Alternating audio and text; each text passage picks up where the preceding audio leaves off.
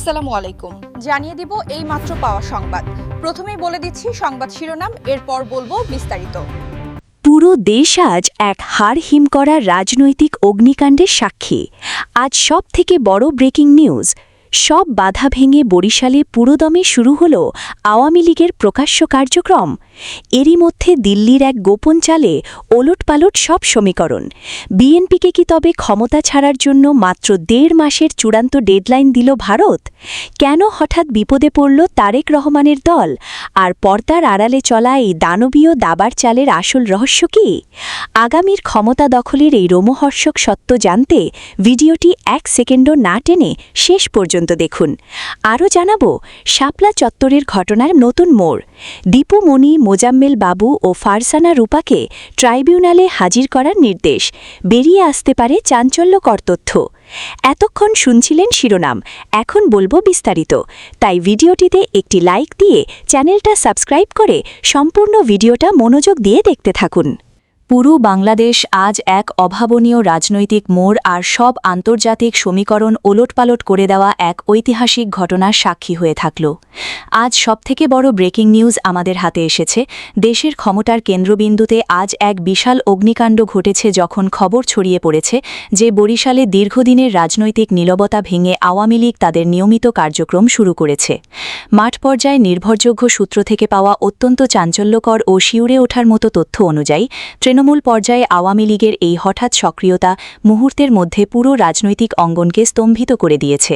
এই খবরটি ছড়িয়ে পড়ার পর থেকেই রাজধানীর প্রতিটি মোড়ে এবং সাধারণ মানুষের মনে এক বিশাল আতঙ্ক আর বিস্ময় সৃষ্টি হয়েছে।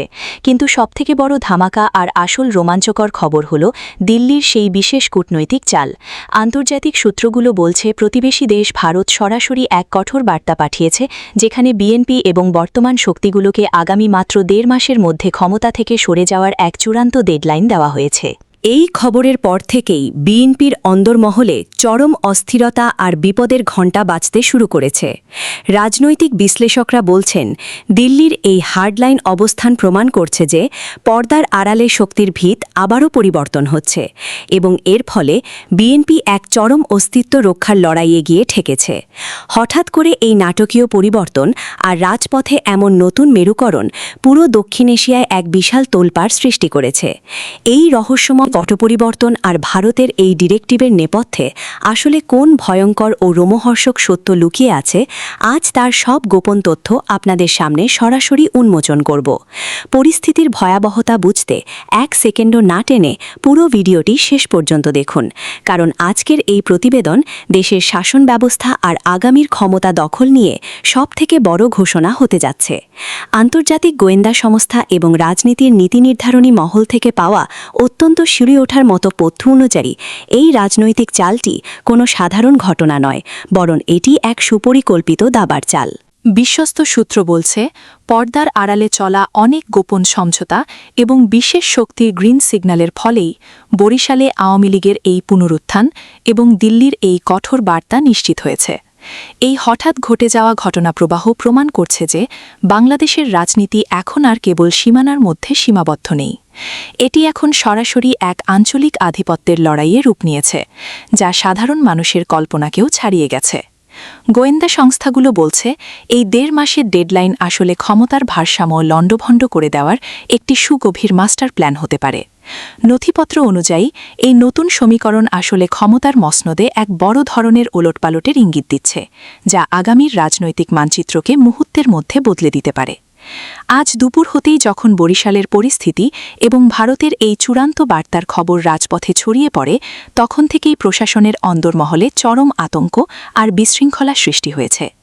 বিশ্লেষকরা বলছেন, এই খবর বর্তমান নেতৃত্বের জন্য এক চূড়ান্ত সতর্কবার্তা, যা প্রমাণ করছে যে আন্তর্জাতিক সম্পর্কের ওপর ভিত্তি করে যে কোনো সময় বড় ধরনের পরিবর্তন শুরু হতে পারে।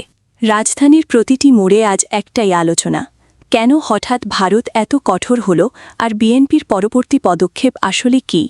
প্রশাসনের অন্দরমহলে কান পাতলে শোনা যাচ্ছে, এই বিশাল পরিবর্তনের খবর পাওয়ার পর থেকে অনেক উচ্চপদস্থ কর্মকর্তা এখন তড়িঘড়ি করে তাদের ভবিষ্যৎ অবস্থান পরিবর্তন করার কথা ভাবছেন। বরিশালের এই নতুন উত্তাপ আর বিএনপির এই সংকটের নেপথ্যে সব অন্ধকার সত্য আজ জাতির সামনে উন্মোচিত হল। আপনারা কি মনে ভাবেন এই পরিস্থিতি কি দেশের রাজনীতির মোড় চিরতরে ঘুরিয়ে দেবে? আপনাদের মূল্যবান মতামত নিচের কমেন্ট বক্সে অবশ্যই লিখুন। ব্রেকিং নিউজের প্রতিটি আপডেট সবার আগে পেতে ভিডিওটি এখনই শেয়ার করুন এবং আমাদের সাথেই থাকুন।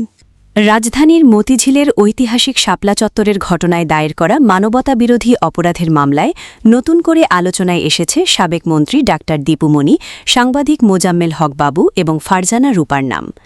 আন্তর্জাতিক অপরাধ ট্রাইব্যুনাল ১ এই তিনজনকে আগামী ১৪ মে ট্রাইব্যুনালে হাজির করার নির্দেশ দিয়েছেন। বিচারপতি গোলাম মর্তুজা মজুমদারের নেতৃত্বাধীন ট্রাইব্যুনাল এই আদেশ দেন বলে জানা গেছে। রাষ্ট্রপক্ষ জানিয়েছে, শাপলা চত্বরের ঘটনাকে ভিন্ন খাতে প্রবাহিত করা এবং প্রকৃত তথ্য আড়াল করার অভিযোগে তাদের জিজ্ঞাসাবাদ করা প্রয়োজন। প্রসিকিউশনের দাবি, ২০১৩ সালের ৫ মে হেফাজতে ইসলামের সমাবেশ ঘিরে সংঘটিত ঘটনায় বহু মানুষ নিহত হন এবং পরবর্তীতে ঘটনাটিকে পরিকল্পিতভাবে আড়াল করার চেষ্টা করা হয়। চিফ প্রসিকিউটর মোহাম্মদ আমিনুল ইসলাম বলেন, এই ঘটনায় এখন পর্যন্ত ঢাকা, নারায়ণগঞ্জ, কুমিল্লা ও চট্টগ্রামে অন্তত ৫৮ জন নিহত হওয়ার তথ্য পাওয়া গেছে। তিনি দাবি করেন, ওই সময় সরকারের বিভিন্ন দায়িত্বশীল ব্যক্তি ও কিছু গণমাধ্যম পরিকল্পিতভাবে বিভ্রান্তিকর তথ্য ছড়িয়ে প্রকৃত ঘটনাকে আড়াল করার চেষ্টা করেছিলেন। প্রসিকিউশনের ভাষ্য অনুযায়ী সাংবাদিক ফারজানা রূপা ও মোজাম্মেল বাবু একটি টেলিভিশন রিপোর্টের মাধ্যমে ঘটনাটিকে অন্যদিকে নেওয়ার চেষ্টা করেছিলেন বলে তদন্তে উঠে এসেছে। একই সঙ্গে সাবেক মন্ত্রী দীপু মনির কিছু বক্তব্য তদন্তে গুরুত্বের সঙ্গে দেখা হচ্ছে।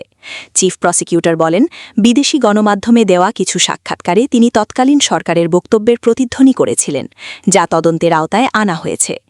এদিকে আদালত সূত্র জানিয়েছে, দীপুমনি, মোজাম্মেল বাবু ও ফারালে বর্তমানে অন্য মামলায় কারাগারে থাকায় তাদের আদালতে হাজির করার জন্য প্রোডাকশন ওয়ারেন্ট জারি করা হয়েছে।